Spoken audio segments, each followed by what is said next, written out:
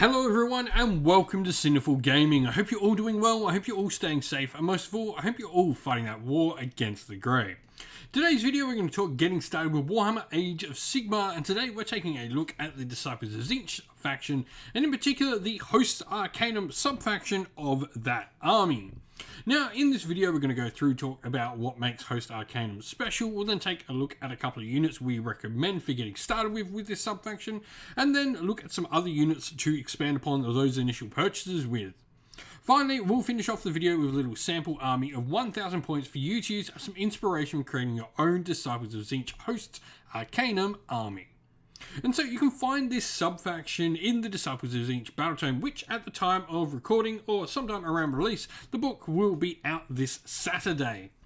Now, with the Host Arcanum, you get the cool ability of once per turn in the first, third, and fifth battle rounds. When a Host Arcanum wizard attempts to unbind a spell, so you have to be in range to attempt to unbind it, you can choose for that spell to be automatically unbound. This is actually a pretty cool ability. Being able to guarantee you stop a spell 3 turns is pretty nice. Now, the other thing you get with this is you can take Screamers of Tzeentch as battle lines, so they're definitely going to play a part in the army we're going to try and build today. And so, to get started with, we have the Fate Master of Tzeentch. His cool ability to provide a +1 to wound to all units around him is definitely going to serve well in the army.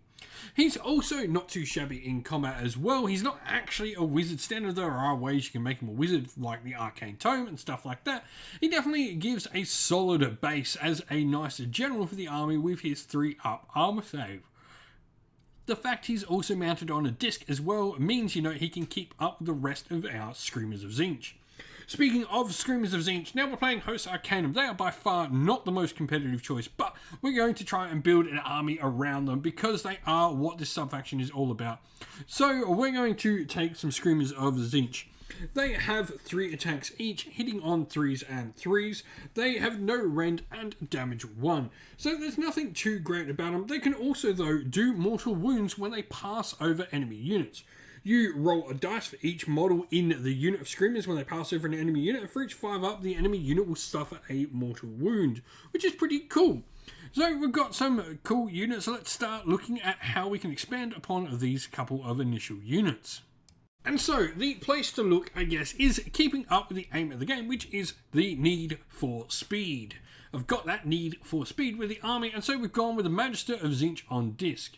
The Magister's cool ability is if they ever roll their first spell with a double, they can automatically cast another spell if they want to. What happens though if you roll a double on this second spell is your Magister will actually kill themselves. A nice way to get a couple of extra casts out, but it does have its own risks. Of course, mounted on a disc for that little bit faster movement. The other unit we've got here is the Fluxmaster, a Herald of Tzeentch demon character that is on a disc of Tzeentch. So they've got a 4+ save, they've got the cool rule, which is the Arcane Tome, where once per battle you can reroll 1 casting roll for the unit, and if you do so, you add 3 to the new casting roll. And they also have their own spell called Blue Fire of Tzeentch, where they have a casting value of 8, a range of 18, and a successful cast you pick an enemy unit within range and visible to the caster, roll 9 dice. For each 5+ on those 9 dice, the enemy unit suffers a mortal wound, and if the caster's army receives a fate point if they are a Disciples of Tzeentch army. So pretty cool stuff there.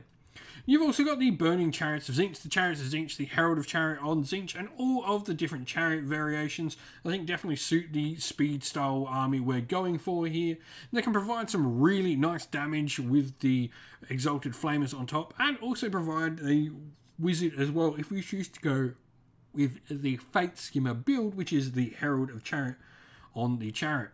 Now, of course, no Tzeentch army is complete without the endless spells. You can provide a bunch of different benefits, from direct damage dealing to rerolls to cast to even some ability to turn units on the table, friend and foe, into Chaos Spawn.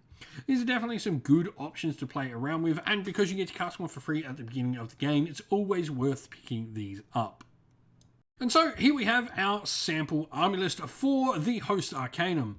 Now the grand strategy we've gone for is Master of Destiny. This is actually a really cool grand strategy, one of the Tzeentch specific ones.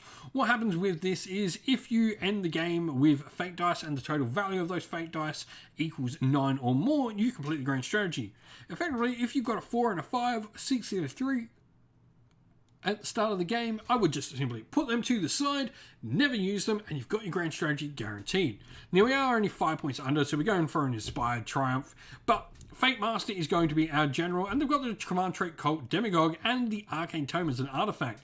This is a really nice combination, because Cult Demagogue allows anytime this wizard will roll a double to cast, it's automatically cast, and it cannot be unbound. On top of that, you also gain 2 fate points whenever you manage to do this. Now we've got his spell Glimpse of the Future, which provides us with some extra Destiny dice. We then have the Fluxmaster Herald of Tzeentch with the Fold Reality spell in there. This can bring back models in units. You roll a dice. On a 1, you actually kill your own unit, unfortunately. But on a 2 or more, you bring back an amount of models equal to the number of models and the number on the dice rolled. For Battle Line, we've got 2 units of 6 Screamers, and they're going to be in Bounty Hunters, so they're going to try and hunt out some Galatian veterans. This is, as good as it can probably get. It's unfortunate that they lost the Sky Sharks rule in the new Battle Tome, because they did have definitely a decent build. And then for our other unit, we've got a Burning Chariot of Tzeentch, providing some nice shooting for the army. And the spell-wise, we've got the Demonic Simulacrum, so some direct damage dealing, because that's where we're going to lack. And the Suffocating Gravetide in there as well for dealing with enemy hordes. The fact that we've not got many models in our actual army means the Suffocating Gravetide's base size may not matter as much when we're deploying it on the table.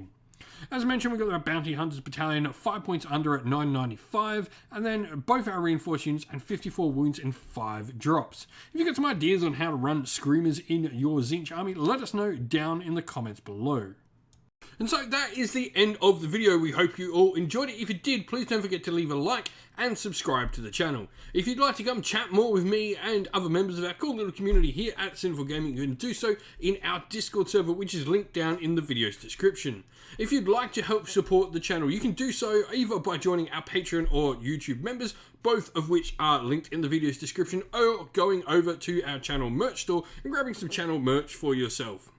We'd like to give our Patreons and YouTube members a special shout out for helping support the channel and allowing us to keep doing what we're doing. So a special thank you to our Patreons, Christian Weir, Soren, Kenny Lowe, Outer and Shot First, Andrew Bowen, Nathan Fee, The Rising 8, Cure Dynamic, Anthony B, JJ Austrian, Average Wargamer, Domir, Mark Harvey, James Cater, Derek and Bloobs, and to our YouTube members as well, Green Roots Gaming, Kenton Young, Ronya, Lock Lorick, The Johnny 84, David Ellsworth, Wolfric Nick, Broken Chef, Ariana Edwards, Revenar, Pink Nico Fire, Robin Mankiller, Monty's Tabletop Terrain, John Castle and Davis Weir.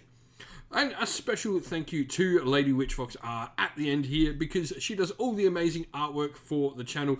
It looks stunning.